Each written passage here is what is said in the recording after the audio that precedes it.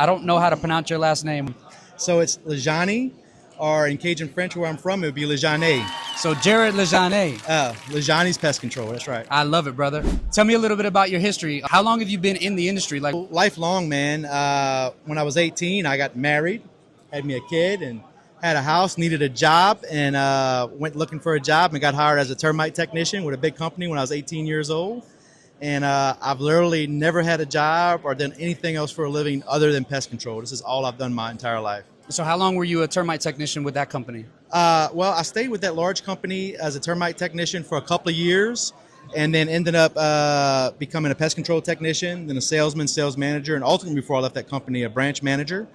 And then I left that large company and took over and ran a small company, about a $2-3 million operation for a few years before starting my own company January 1st, 2008, which was the housing bubble.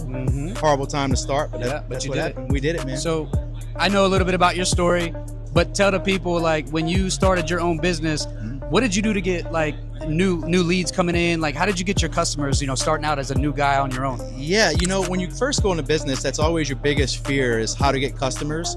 And that actually turned out to be not the biggest challenge, definitely one of the challenges. But what I did is I had some training with that large company doing door knocking.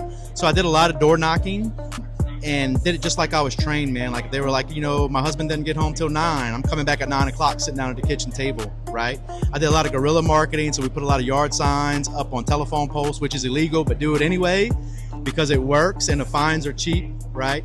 Also, we put a lot of postcards in mailboxes, which is also illegal on a federal offense. Found that out. Don't do that, but maybe do some mass mailing. So we literally did everything that we knew to do to get customers in the beginning. I attacked the pre-treat market hard, spraying slabs with contractors, and just started getting it, man.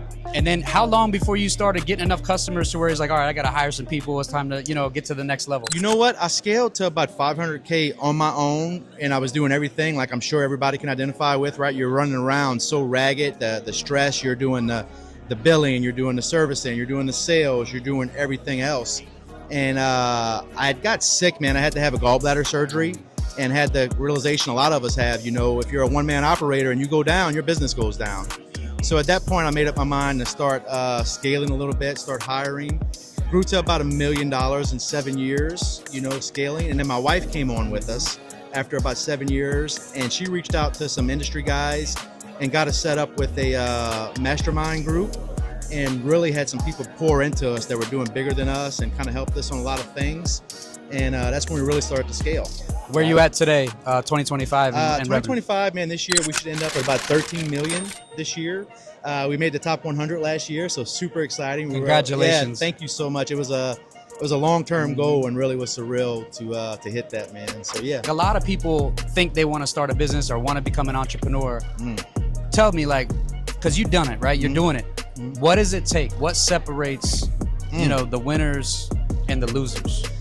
Man, it's not some big secret. Everybody thinks, what it's not a secret at all. Really, the one that stays in the longest wins. Just don't quit, be persistent, and there's going to be adversity, there's going to be challenges. And I think what separates most entrepreneurs that have success and the ones that don't is, man, most of the entrepreneurs that I've seen have success have a background of adversity. They either come from poverty or have a traumatic background or so many things, but they don't come from silver spoon type lives. They come from some gritty, real life adversity. And when you're an entrepreneur, I think from having that adversity in your life, you're able to deal with stressful situations and adversity in a different way and push through, because your life has made you able to deal with it. And I think some people just have not had as much as adversity in their life. And when they come up against that hard wall of having to deal with inevitably will come to be an entrepreneur, they just hadn't had enough adversity in life to push through those walls and deal with those problems, and they quit. You could just push through those problems and deal with that adversity, you'll win. You just have to be intentional, put your energy on it, and do it long enough without quitting, and you'll have success. Love it, brother. Man, amazing, inspiring, your journey, everything you're doing. Yeah. I follow you. Yeah. I watch what you're doing. It's very inspiring, brother. You're the one person, so I appreciate you. Dude, trust me, bro. You're doing it. You're crushing it, brother. You, man.